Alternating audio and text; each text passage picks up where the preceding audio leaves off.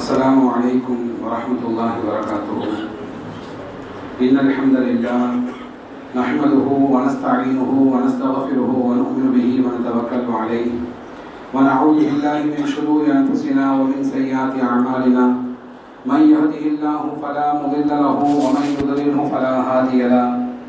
ونشهد أن لا إله إلا الله وحده لا شريك له وأشهد أن محمدا عبده ورسوله. قال الله تعالى: يا أيها الذين آمنوا اتقوا الله حق تقاته ولا تموتن إلا وأنتم مسلمون.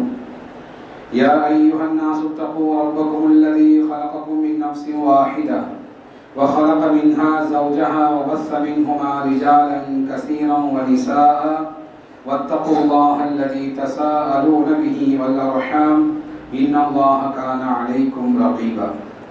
يا أيها الذين آمنوا اتقوا الله وقولوا قولا سديدا يصلح لكم أعمالكم ويغفر لكم ذنوبكم ومن يطع الله ورسوله فقد فاز فوزا عظيما. صدق الله العظيم. قال النبي صلى الله عليه وسلم: إن أصدق الحديث كتاب الله وأحسن الهدي هدي محمد صلى الله عليه وسلم وشر الأمور محدثاتها وكل محدثة بدعة وكل بدعة ضلالة وكل ضلالة في النار أو كما قال. قال الله تعالى في القرآن المجيد: الذي خلق الموت والحياة ليبلوكم أيكم أحسن عملا. صدق الله العلي العظيم. எல்லா புகழும் புகழ்ச்சியும் இந்த உலகத்தை படைத்து பரிபாலித்து ரட்சித்து நேர்வழி காட்டிய அல்லாஹ்வுக்கு உரித்தாகட்டும். மேலும் அல்லாஹ்வுடைய சாந்தியும் சமாதானமும் இந்த உலகத்திற்கு நேர்வழி காட்ட வந்த அனைத்து இறைத்தூதர்கள் மீதும், குறிப்பாக இறுதி தூதர் ஸல்லல்லாஹு அலைஹி வஸல்லம் அவர்கள் மீதும், மேலும் அவருடைய சொல்லையும் செயலையும் தமது உயிரிலும் மேலாக மதித்து வாழ்ந்த சத்திய சஹாபாக்கள் மீதும், அவர்களை பின்பற்றக்கூடிய நல்லோர்கள் அனைவர்கள் மீதும், குறிப்பாக ஜும்மாவிற்கு அதற்கே உரித்த நேரத்தில் வந்து அமர்ந்திருக்கின்ற அவங்க அனைவர்கள் மீதும், இந்த உரையை இணையத்திலே கேட்டுக்கொண்டிருக்கக்கூடிய இஸ்லாமிய சகோதர சகோதரிகள் அனைவர்கள் மீதும் குறையின்றி நிலவட்டும் என பிரார்த்தனை செய்வதாக ஆரம்பம் செய்கின்றேன். நம்முடைய குடும்பத்தில், நம்முடைய உறவுகளில் யார் நம்மை விட்டு பிரிந்தார்களோ அவருடைய கபரை அல்லாஹ் தஆலா சொர்க்கத்துடைய பூஞ்சோலையாக ஆக்கி வைப்பானாக. நம்முடைய உறவுகளில், நம்முடைய முஸ்லிம்களில் யார் நோய்வாய்ப்பட்டிருக்கின்றார்களோ அவருக்கு அல்லாஹ் தஆலா உடல் ஆரோக்கியத்தை கொடுப்பானாக. நம்மையும் நம்முடைய குடும்பத்தாரையும் நாளை மறுமையிலே ஜன்னத்துல் ஃபிர்தௌஸ் என்று சொல்லக்கூடிய சொர்க்கத்தில் அல்லாஹ் தஆலா ஒன்று சேர்ப்பானாக. ஆமீன். அன்பிற்கினிய இஸ்லாமிய சகோதரர்களே, பெரியவர்களே, இன்றைய ஜும்மாவுடைய உரையின் தலைப்பு மன்னரை வாழ்க்கை என்ற தலைப்பின் கீழ் உங்களுக்கு மத்தியில் சில விஷயங்களை சொல்ல ஆசைப்படுகின்றேன். எதற்காக இந்த தலைப்பு எடுக்கப்படுது என்று சொன்னால், சமீபத்தில் ஒரு மையத்தை அடக்கம் செய்வதற்காக வேண்டி ஒரு பள்ளிக்கு சென்றிருந்தோம். அந்த பள்ளியிலே இருக்கக்கூடிய நிர்வாகம் 3 விதமான கட்டளைகளுக்கு உட்பட்டால் உங்களுடைய மையத்தை அடக்கம் செய்வதற்கு தயார் என்பதாக சொன்னது. முதல் கட்டளை என்னவென்று சொன்னால், ஜனாசா தொழுகையை நீங்கள் யாரும் தொழுகை வைக்கக்கூடாது, எங்கள் பள்ளி இமாம் தான் தொழுகை வைப்பார், இதற்கு நீங்கள் ஒத்துக்கொள்ள வேண்டும். இரண்டாவது, ஜனாசா தொழுகைக்கு பின்பு யாரும் முகத்தை திறந்து பார்க்கக்கூடாது. மூன்றாவது கட்டளை என்னவென்று சொன்னால், அந்த மையவாடையில் நின்று கொண்டு எந்த விதமான பயானோ அறிவுரையோ செய்யக்கூடாது.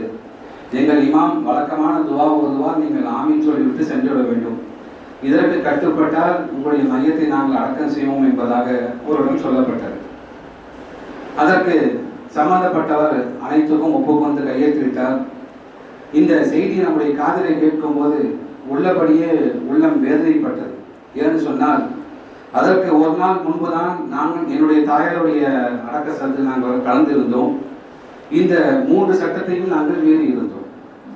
அங்கே வழக்கம் போன்று தொழுவைப்பதற்காக வேண்டிய இமாம் அல்லாத எனக்கு பொறுப்பு கொடுக்கப்பட்டது, நான் இன்னொருக்கும் பொறுப்பு கொடுத்தேன். அதே போன்று அந்த மையவாடு இருந்து கொண்டு ஒரு பயான் செய்வதற்காகவும் நான் உங்களுக்கு அனுமதி கொடுத்தேன். இதை ஏன் நான் இதை சுட்டி காட்டுகிறேன் சொன்னால், நபிகள் நாயகம் ஸல்லல்லாஹு அலைஹி வஸல்லம் ஒரு குடும்பத்திலே ஒரு இறந்து விட்டால் அந்த குடும்பத்தில் ஜனாசா தொழுகை வைக்கக்கூடிய பொறுப்பு யாருக்கு சொன்னால் அந்த குடும்பத்தாரின் சாரம் என்பதாக அல்லாஹ்வுடைய தூதர்கள் சொன்னார்கள். அவருடைய பிள்ளை, மனைவி இறந்து விட்டால் கணவன், அவருடைய பிள்ளைகள், அவருடைய சகோதரர்கள், அவருடைய குடும்பத்தார்கள், ரத்தபாத உறவுகள் தான் முன்னிலையிலே ஜனாசா தொழுகைக்கு அனுமதிக்கப்பட்டிருக்கின்றனர். ஒருவேளை அவர்கள் எனக்கு தொழுகை வைக்க தெரியாது அல்லது தொழுகை வைக்கக்கூடிய தைரியம் தைரியம், அந்த சூழ்நிலையில் அந்த தைரியம் வர வேண்டும். அந்த தைரியம் எனக்கு இல்லை என்பதாக அச்சப்பட்டால் அவர் மற்றவருக்கு வாய்ப்பு தருவதற்கு மார்க்கம் அனுமதிக்கிறது. இரண்டாவது விஷயம் என்னவென்று சொன்னால், அங்கே மையவாடு இருந்து கொண்டு நபிகள் நாயகம் ஸல்லல்லாஹு அலைஹி வஸல்லம் நிகழ்த்திய உரையைத்தான் இன்றைய ஜும்மாவுடைய உரையாக முழுமையாக நாம் அதை பார்க்க இருக்கின்றோம். மையவாடியில் இருந்து கொண்டு நாம் துஆக்களை ஓதுவதை விட மையவாடியில் இருந்து கொண்டு குறைந்தபட்சம் ஒரு 10 நிமிடம் மக்களுக்கு அறிவுரை சொல்ல வேண்டும் என்பதைத்தான் அல்லாஹ்வுடைய தூதர் ஸல்லல்லாஹு அலைஹி வஸல்லம் கற்றுத் தந்திருக்கின்றார்கள். ஆகவே இதையெல்லாம் கோர்வையாக வைத்துத்தான் இந்த ஜும்மாவுடைய உரை தயாரிக்கப்பட்டிருக்கின்றது. ஆகவே பள்ளியுடைய இமாம்கள் மார்க்கத்தை கற்றிருக்கின்றார்கள் என்று சொன்னால், இதே போன்று வலுக்கட்டாயமாக நிர்பந்தமாக மார்க்கத்தில் இல்லாத ஒன்றை, அல்லாஹ்வுடைய தூதர் தடுத்த ஒன்றை நிர்பந்தமாக அநியாயமாக மக்கள் மீது திணிக்கப்படும் போது மக்கள் அந்த பாவம் செய்யக்கூடிய சூழ்நிலைக்கு தள்ளப்படுகின்றார்கள். ஒரு தாயார் இருந்து விடுகின்றார் என்று சொன்னால், அந்த தாயாருக்காக வேண்டி துவா செய்யக்கூடிய, அந்த தாயாருக்காக பிரார்த்தனை செய்யக்கூடிய பொறுப்பு அவருடைய இரத்த பந்த உறவுக்கு அதிகமாக இருந்து கொண்டிருக்கும்.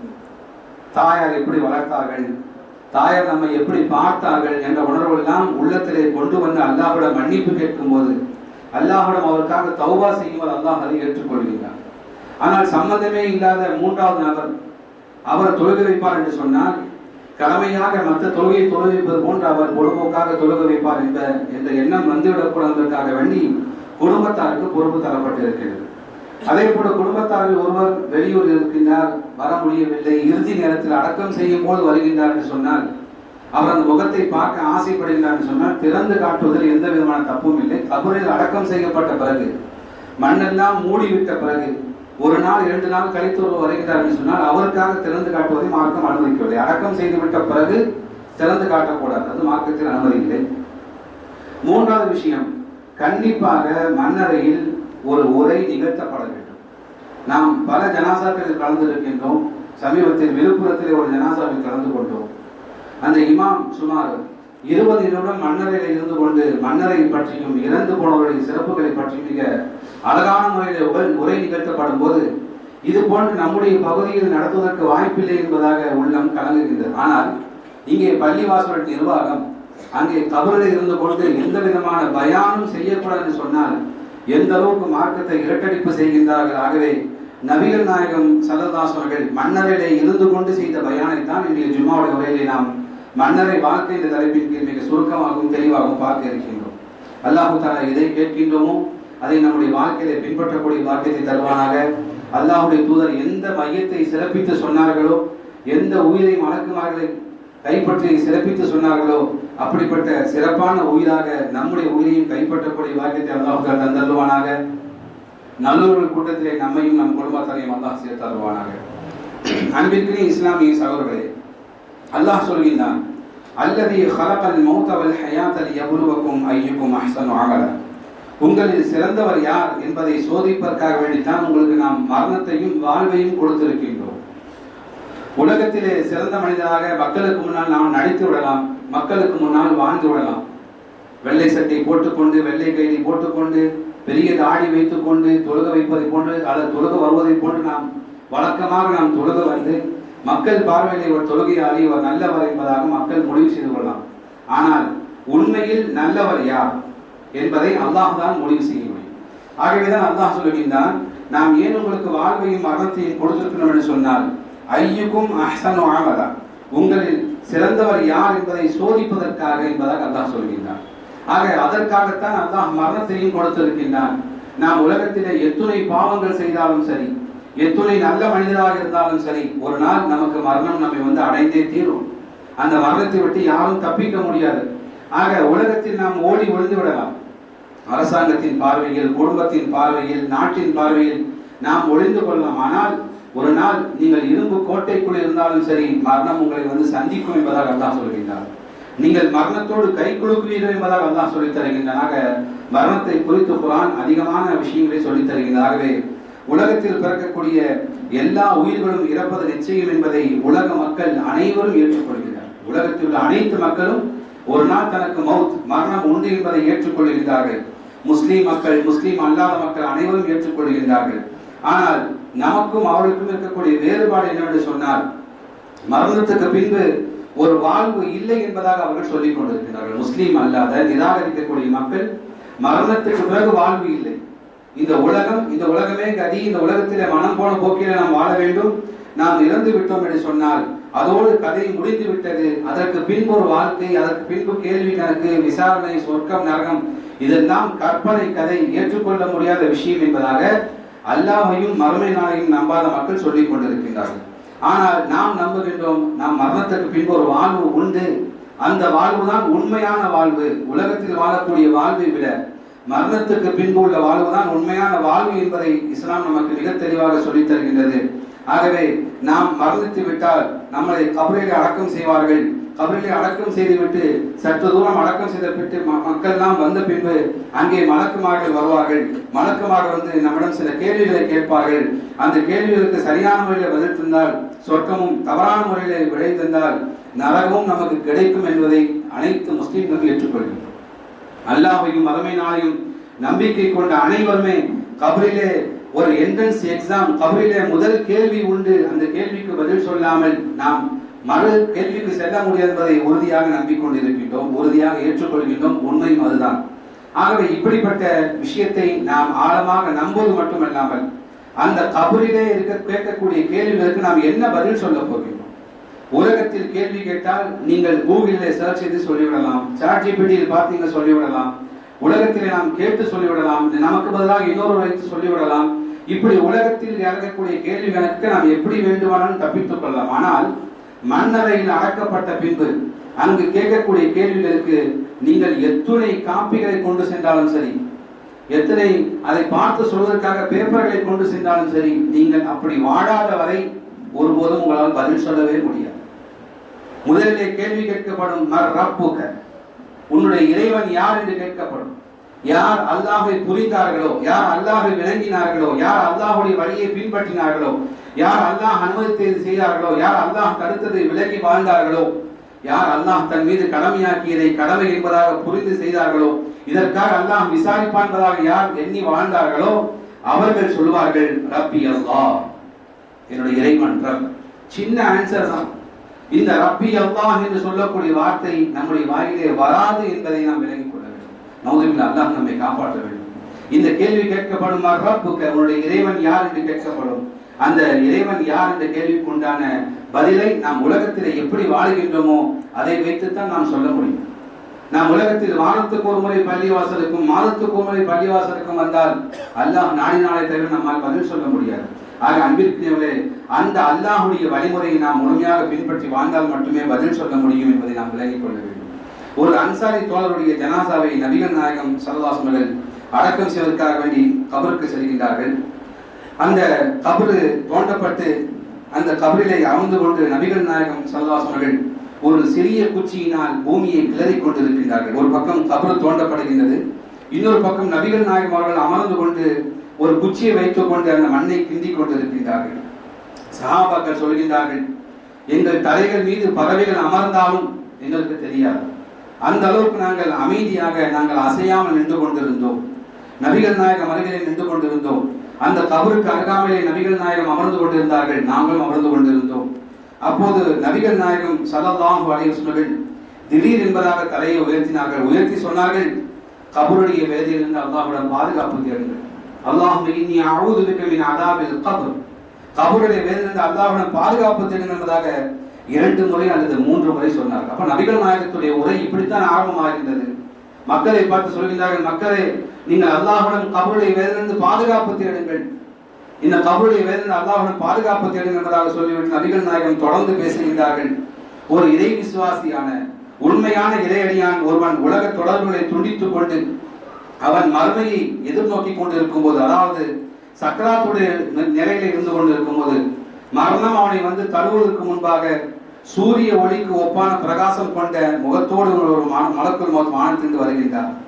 அவருடைய கையிலே சோனத்து கஃன் துணி இருந்து கொண்டிருக்கின்றது. அந்த கஃன் துணியில் சோனத்துடைய நறுமணங்கள் இருந்து கொண்டிருக்கின்றது. அவர் அந்த இறை நம்பிக்கையாளருடைய பார்வைக்கு எட்டும் தூரத்துக்கு அமர்ந்து கொண்டிருப்பார். உயிரை கைப்பற்றும் அந்த மலக்குள் மௌத் வந்து அவர் அருகில் அமர்வார். அவரை நோக்கி சொல்லுவார், நல்ல ஆத்மாவை, நீ அல்லாஹுடைய மன்னிப்பை நோக்கி, அல்லாஹுடைய மன்னிப்பை பெற்று அல்லாஹுடைய திருப்தியை நோக்கி இந்த உலகத்திலிருந்து வெளியேறிவிடு, இந்த உலகத்திலிருந்து வெளியேறுவது இந்த உடலிலிருந்து வெளியே வந்து விடு என்பதாக சொல்லுவார்.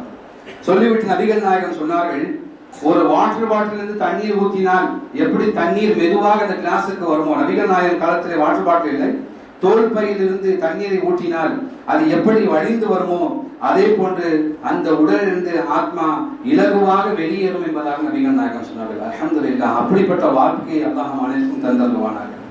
அந்த உயிர் அந்த உடலிலிருந்து கொஞ்சம் கொஞ்சமாக வெளியேறும். அந்த உயிரை கைப்பற்றியவுடன் அந்த மலக்குல் மௌத் கொண்டு வந்த அந்த கஃபன் துணியிலே, அந்த மனமான கஃபன் துணியிலே வைத்து விடுவார். உலகத்தில் இருக்கும் கஸ்தூரி வாசனை விட மிக மனம் வீசக்கூடிய அந்த வாசனை இருந்து கொண்டு இருக்கும். பின்பு அந்த உயிரை அல்லாஹ்விடம் கொண்டு செல்வார்கள் மலக்குமார்கள் அல்லாஹ்விடம் கொண்டு செல்லும் போது, மலக்குமார்களுடைய கூட்டத்தில் அருகிலே செல்லும் போது மலக்குமார்கள் கேட்பார்கள், வானத்திலே யாருடைய உயிர், இது யாருடைய உயிர், நல்ல உயிர், யாருடைய நல்ல உயிர் என்பதாக கேட்பார்கள். உடனே அந்த மலக்குமார்கள் உலகத்திலிருந்து கொண்டு செல்லப்பட்ட அந்த நபருடைய பெயரை சொல்வார்கள். இன்னாருடைய மகன், இன்னாருடைய மகன் என்பதாக சொல்வார்கள். உடனே இவருக்காக முதல் வானத்தை திறக்கும்படி மலக்குமார்கள் கேட்பார்கள். மலக்கு திறப்பார், முதல் வானம் திறக்கப்படும். அந்த வானத்திலிருந்து அடுத்த வானம் வரை அந்த மலக்கு அந்த உயிரை கொண்டு செல்வார். இப்படியாக 7 வானம் வரை கொண்டு சேர்ந்து அந்த ஆத்மாவை சுமந்து சென்ற அந்த மலக்கு அல்லாஹுக்கு முன்னால் அந்த ஆத்மாவை கொண்டு சேர்ப்பார். கொண்டு சேர்த்த பின்பு அல்லாஹு தஆலா சொல்லுவான், இல்லியீன் என்று சொல்லக்கூடிய நல்லடியார்களுடைய செயல்களை பதிவு செய்யக்கூடிய இடத்திலே இந்த உயிரை பதிவு செய்யுங்கள் என்பதாக சொல்லுவான்.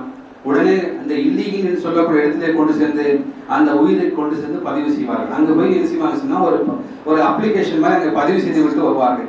பின்பு மீண்டும் அந்த உயிர் கொண்டு வரப்பட்டு கபரிலே அந்த இருக்கக்கூடிய அந்த ஆத்மாவோடு சேர்த்து விடுங்கள் அல்லாஹ் கூறுவான் என்பதாக நபிகள் நாயகம் சொன்னார்கள். அந்த உயிர் மீண்டும் கொண்டு வரப்பட்டு அந்த கபரிலே கொண்டு வந்து சேர்க்கப்படும். அந்த கபரிலே இறந்து போன மனிதனுக்கு அந்த உயிர் கொடுக்கப்பட்டவுடன் நீங்கள் எண்ணுவது போன்று உடனே எழுந்து வந்து அதை அழைத்து வந்து விட முடியாது.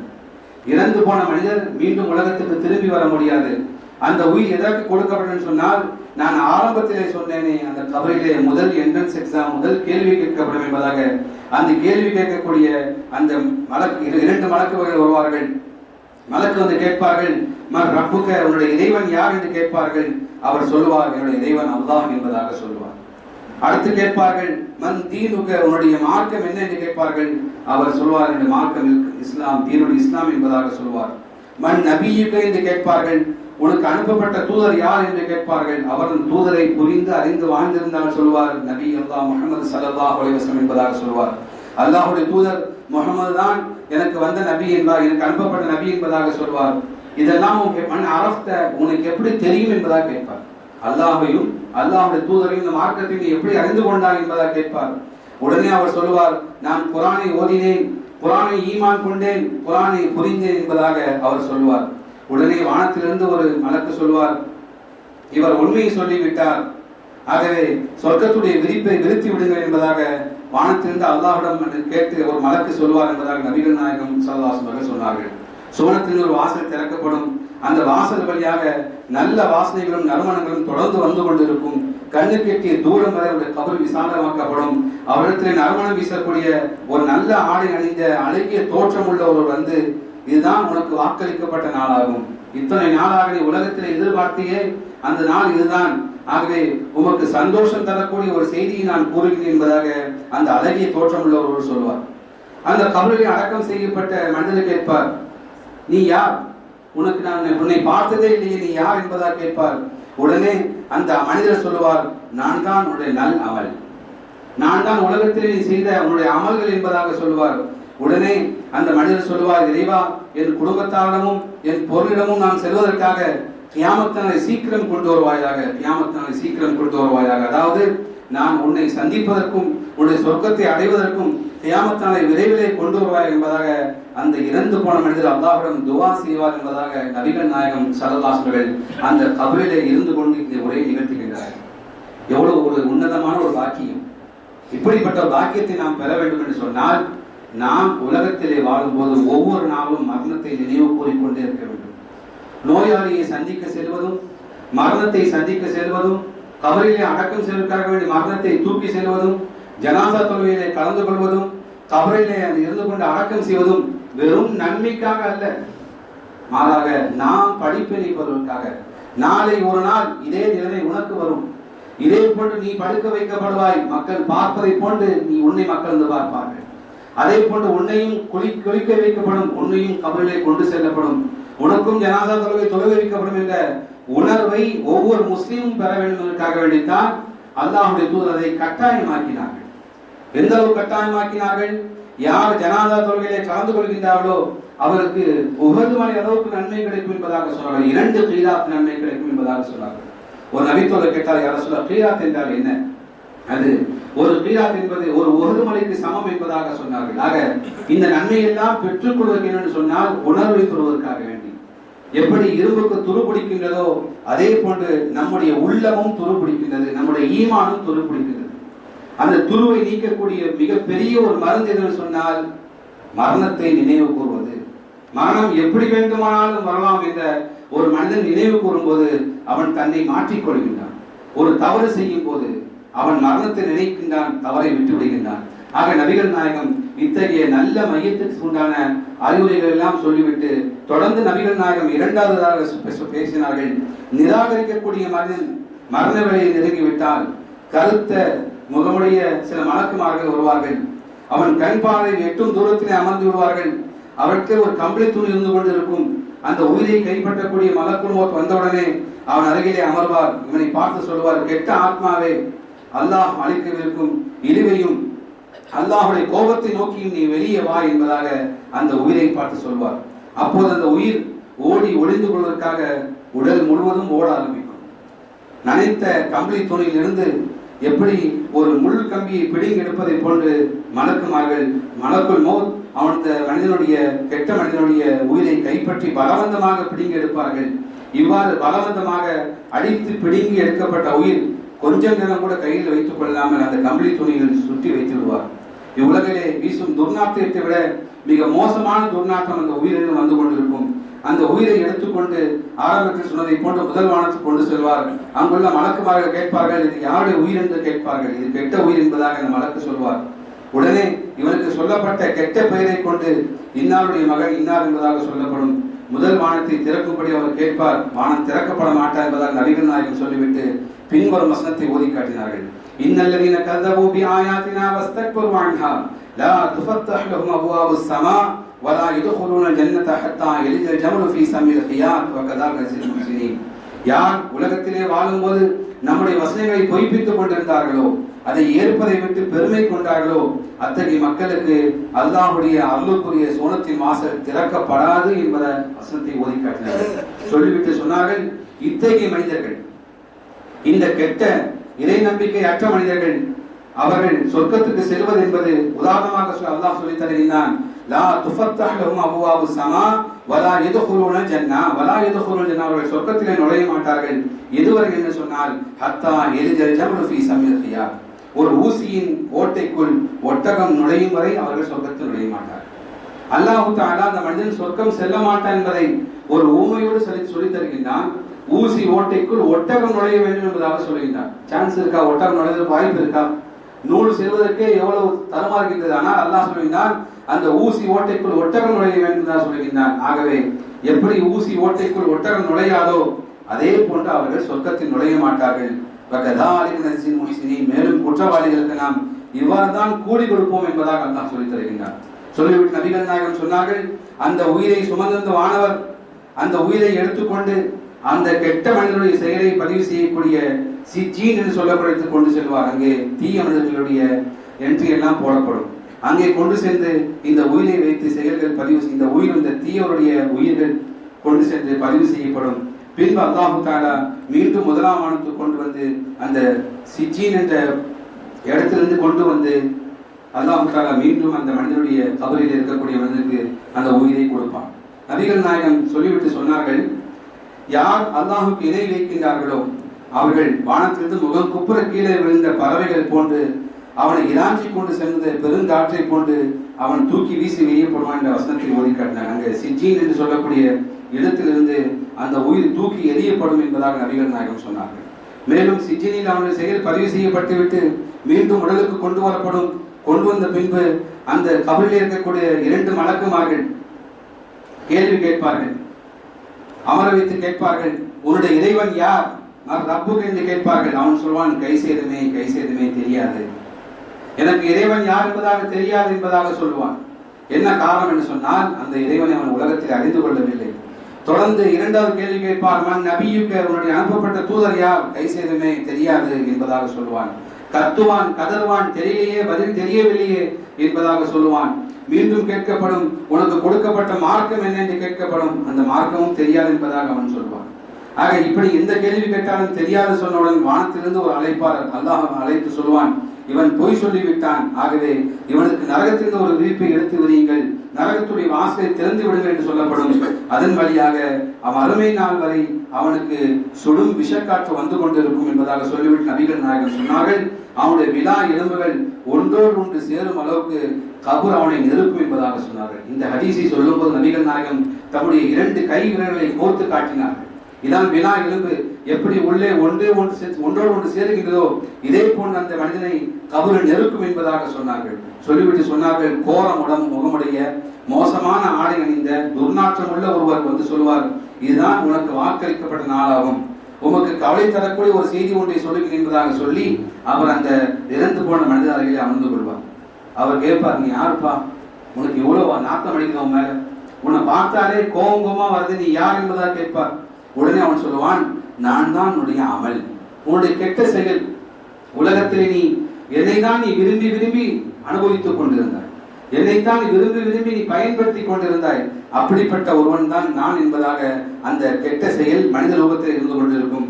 அப்போது அவன் சொல்வான், இறைவா மறுமையை கொண்டு விடாதே, இதை என்னை தாங்க முடியவில்லை, மறுமையை கொண்டு விடாதே என்பதாக அவன் கதர்வான் என்பதாக நபிகள் நாயகம் ஸல்லல்லாஹு அலைஹி வஸல்லம் சொன்னார்கள்.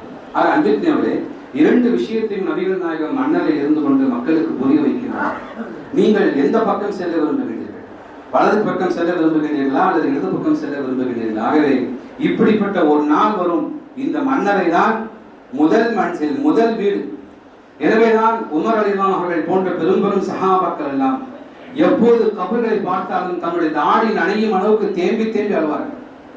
கலீஃபா அவர்களை ஏன் இவ்வாறு அழுகின்றீர்கள் என்று சொல்லும் போது அவர் சொல்லுவார், இதுதான் முதல் மன்சில், இதுதான் முதல் வீடு. இந்த வீட்டிலே கேட்கக்கூடிய கேள்வி, இந்த வீட்டிலே சொல்லப்படக்கூடிய பதில் என்னுடைய மறுமை வாழ்க்கைக்கு, என்னுடைய சொர்க்க வாழ்க்கைக்கு மிகப்பெரிய ஒரு உதவியாக இருக்கும் என்பதாக பெரும் சஹாபாக்கள் கவலைப்பட்டார். அது உமர் ரலியல்லாஹு அவர்கள் அதிகமாக அழுது கொண்டிருப்பார். எப்படிப்பட்ட ஒரு நபித்தோழர், சோனத்தை கொண்டு நபிகள் நாயகத்தால் சுபச்சியில் சொல்லப்பட்ட ஒரு நபித்தோழர், இவரே அப்படி அழுகின்றார் என்று சொன்னால் நம்மை சற்று யோசித்து பார்க்க வேண்டும். நாம் விளையாட்டாக செல்கின்றோம், அடக்கம் செய்யப்பட்ட குடும்பத்தாருக்கு ஆறுதல் சொல்கின்றோம், அல்லது கை கொடுக்கின்றோம், சில பணங்காசலை உதவி செய்கின்றோம், மீண்டும் நம்முடைய வேலைக்குள் நாம் மூழ்கி விடுகின்றோம். ஆனால் நாம் ஒவ்வொரு நாளும் மௌத்தை நினைத்து பார்க்க வேண்டும். அன்புள்ள சகோதரர்களே, இந்த மவுத் கண்டிப்பாக வந்து தேரும். அதே போன்று சொல்லப்பட்ட அனைத்து விஷயங்களும் 2லே இதான் ஒன்று நடக்கும். ஒன்று நல்ல மௌத்தாக இருக்கும் அல்லது தீய மௌத்தாக இருக்கும். ஆனால் 2 மௌத்துகளுக்கும் கபிலே கேள்வி உண்டு என்பதை நபிகள் நாயகம் சொன்னார்கள். ஆகவே இந்த மன்னரை சோன பூங்காவாக அமைய வேண்டும் என்று சொன்னால், மன்னரையிலே நாம் சோனத்தை நாம் அடைய வேண்டும் என்று சொன்னால், மரணத்திலே இந்த மன்னரையிலே சோனத்துடைய வாழை நாம் பெற வேண்டும் என்று சொன்னால், மரணத்துக்கு முன்பாகவே நாம் அதிகமாக அமல்களை செய்ய வேண்டும். அமல்களை செய்யாமல் மரணிப்பவர் யார் உலகத்தில் இந்த அக்காரியங்கள் செய்யவில்லையோ அவர் இறந்து போகும் நேரத்தில் அல்லாஹ்விடம் கேட்பார். என்ன கேட்பார் சொன்னால், ஹத்தா இதா ஜா அஹதுல் மௌத் قال رب ارجعوني لعلي اعمل صالحا فيما تركت.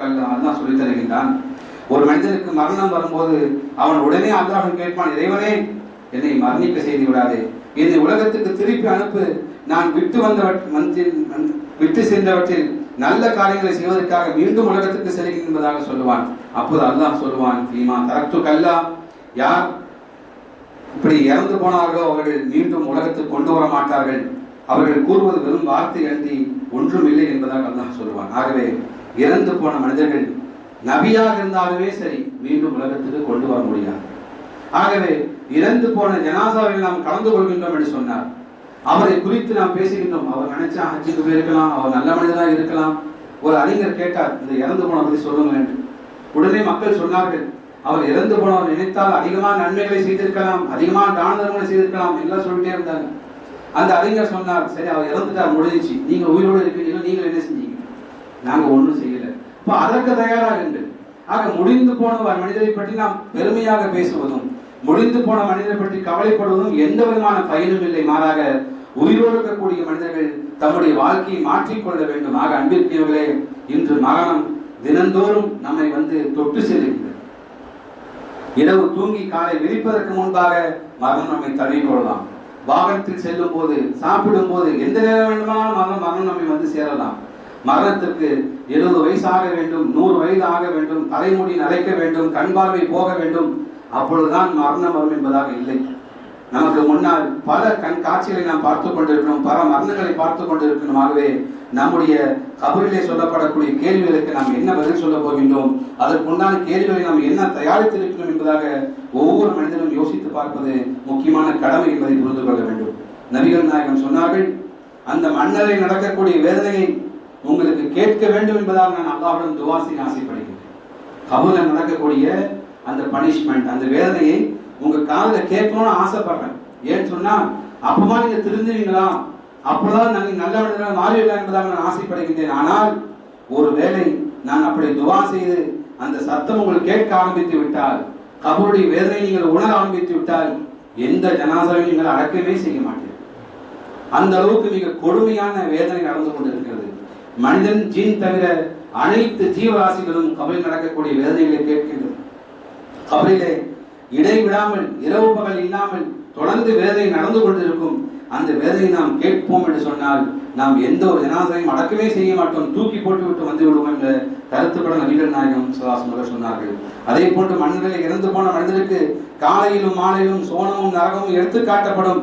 நீ நல்ல மனிதனாக இருந்திருந்தால் இந்த சோனத்துக்கு சென்றிருப்பாய், நீ கெட்ட மனிதனாக இருந்திருந்தால் நரகத்துக்கு செல்வாய் என்பதாக தினந்தோறும் காட்டப்படும் என்பதாக, மறுமை நாள் வரை காட்டப்படும் என்பதாக நபிகள் நாயகம் ஸல்லல்லாஹு அலைஹி சொன்னார்கள்.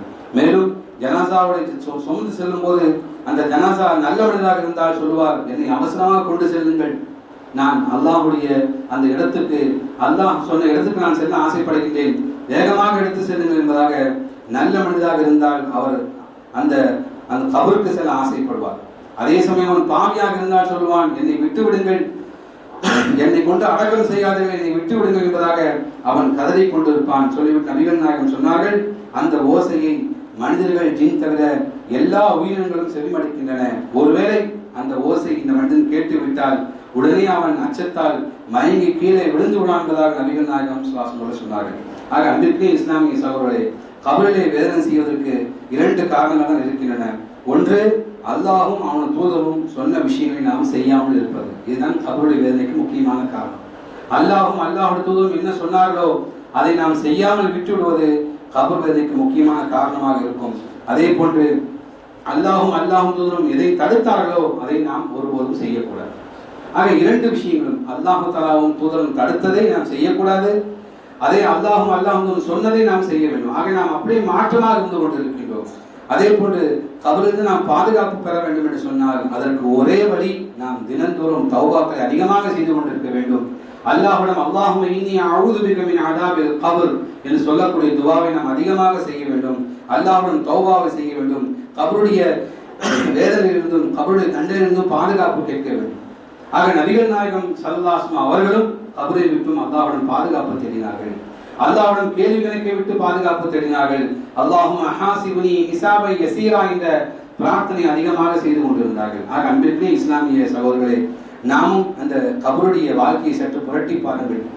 நாம் உலகத்தில் சம்பாதிப்பதற்காக வேண்டி, உலகத்துடைய வசதிகளை பெருப்பதற்காக வேண்டி தினந்தோறும் நாம் யோசித்துக் கொண்டிருக்கின்றோம். சற்று யோசித்து பாருங்கள், நம்முடைய மறுமையுடைய பேங்க் என்ன அக்கௌண்ட் சேர்த்திருக்கோம், மறுமைக்காக வேண்டி நாம் என்ன வைத்திருக்கின்றோம், நாம் தொழுத தொழுகையும், நாம் வைத்த நோன்பும், நாம் செய்யக்கூடிய தர்மங்களும் மிக பெரும் நன்மையாக இருந்து கொண்டிருக்கிறத நாம் எண்ணிக்கொண்டிருக்கிறோம். ஆனால் நாம் ஒரு நாளைக்கு, உதாரணத்தை சொல்கிறேன், ஒரு நாளைக்கு நாம் 100 நன்மைகளை செய்கின்றோம் என்று சொன்னால் 1 கோடி பாவங்களை நாம் செய்து கொண்டிருக்கிறோம். கண்களால் விபச்சாரம் செய்கின்றோம், காதுகளால் விபச்சாரம் செய்கின்றோம், கால்களால் செய்கின்றோம், கெட்ட வார்த்தையை பேசுகின்றோம், இப்படி சொல்லிக்கொண்டே போகலாம். இதன் காரணமாக நம்முடைய நன்மைகள் நாம் அழிந்து கொண்டிருக்கின்றன. ஆக அல்லாஹ் தஆலா அப்படிப்பட்ட துர்பாக்கியமான நிலைமட்டு நம்மை காப்பாற்றி நல்லோருடைய கூட்டத்தில் அல்லாஹ் நம்மை சேர்த்து தருவானாக. நம்முடைய மௌத்துடைய நேரத்திலே கலிமாவை சொல்லக்கூடிய பாக்கியத்தை தருவானாக. நம்முடைய ரூஹை நல்ல மலக்குள் மோத் கைப்பற்றக்கூடிய பாக்கியத்தை தருவானாக. மன்னரை வேதனை விட்டு அல்லாஹ் நம்மை காப்பாற்றி தருவானாக. நம்முடைய குடும்பத்தில் நம்முடைய உறவினர்களில் உலகத்தில் முஸ்லீமான ஆண்கள் பெண்கள் அனைவருடைய கபரையும் அல்லாஹ் தஆலா சோனத்துடைய பூஞ்சலை ஆக்கி தருவானாக. நல்ல மௌத்தாக நமக்கு அல்லாஹ் தஆலா கொடுத்தருவானாக. பாரக்கல்லாஹு அனா வ லக்கும் ஃபில் ஆயத்தி வல் ஹக்கீம் இன்னஹு தஆலா ஜவாதுல் கரீம் வ ரഊஃபுர் ரஹீம் வ ரப்பல் ஹலீம்.